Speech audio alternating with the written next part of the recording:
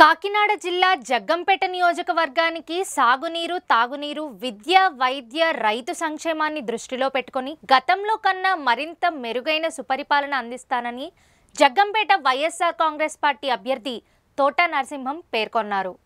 కిర్లంపూడి మండలం వీరవరం తన స్వగ్రామం నుండి భారీ ర్యాలీతో బయలుదేరి గ్రామదేవత రావులమ్మ తల్లి సమక్షంలో ప్రత్యేక పూజలు నిర్వహించి నామినేషన్ ప్రక్రియ పూర్తి చేశారు. అక్కడ నుండి వేలాది కార్యకర్తల నడుమ ఊరేగింపుతో జగ్గంపేట తహసీల్దార్ కార్యాలయంకు చేరుకొని ఎన్నికల అధికారి సమక్షంలో నామినేషన్ దాఖలు చేశారు.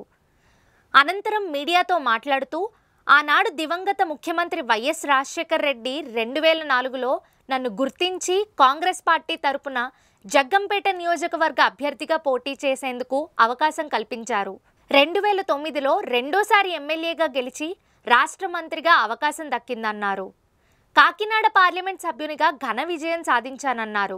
ఆనాడు జగ్గంపేట నియోజకవర్గ అభివృద్ధికి ఎంతో కృషి చేశానన్నారు. ఓటమి చెందని నాయకుడిగా తమ రాజకీయ ప్రస్తావన నేటి వరకు కొనసాగుతూ వస్తుందన్నారు.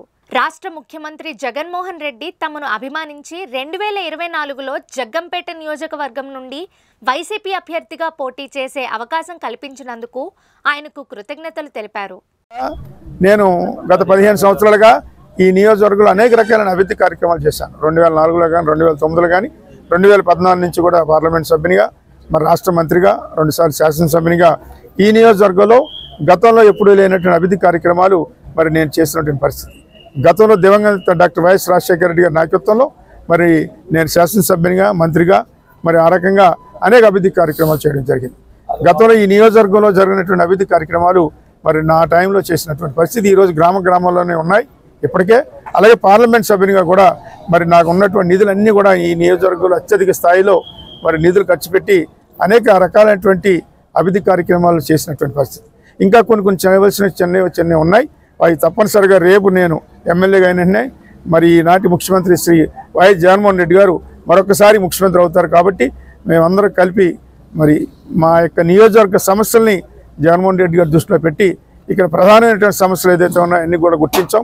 నేను కూడా ఒక మేనిఫెస్టోని కూడా 10 పాయింట్లతోటి విడుదల చేయడం కూడా జరిగింది. ఆ 10 పాయింట్లు మేనిఫెస్టో ఏదైతే నేను చెప్పానో అవన్నీ కూడా అంటే ఏదో పెద్ద కాదు, సాధ్యమైనటువంటివే నేను చేయాలన్నటువంటి విధంగా మరి మేనిఫెస్టో పెట్టడం జరిగింది. సాధ్యం కానటువంటివి లేకపోతే ఏ రకంగానే మరి సాధ్యం లేనటువంటి పనులు ఎవరు కూడా నేను ఇప్పుడు కూడా హామీలు ఇవ్వలేదు. మరి సాధ్యమైనటువంటివే ఈ ప్రజా అవసరానికి సంబంధించినటువంటి రైతాంగానికి కానీ, యువతకు కానీ, గ్రామాల్లో ఉన్నటువంటి మహిళా సోదరిమణుల కోసం కానీ ఇలాగ అనేక రకాలైనటువంటివి గ్రామాల్లో ఉన్నటువంటి ప్రజల కోసం డ్రైనేజ్ కానీ, రోడ్లు కానీ ఇంకా పూర్తి స్థాయిలో అవ్వాల్సి ఉన్నాయి. సాగునీరు మీద కూడా దృష్టి పెట్టవలసి ఉంది. మరి గత 10 సంవత్సరాలుగా ఈ సాగునీరు మీద కనీసం దృష్టి పెట్టలేని పరిస్థితి ఇక్కడ ఉన్నటువంటి అధికారులు వీళ్ళందరూ కూడా నాయకులు కానీ.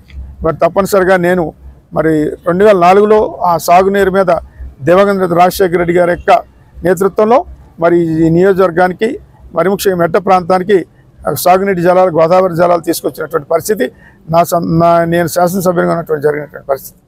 ఇంకా చేయవలసినవి ఉన్నాయి. తప్పనిసరిగా అవన్నీ కూడా రేపు రాబోయే రోజుల్లో ఈ నియోజకవర్గ అభివృద్ధి కోసం నేను అన్ని రకాలుగా పనులు చేస్తానని మీ ద్వారా తెలియజేస్తా ఉన్నాను.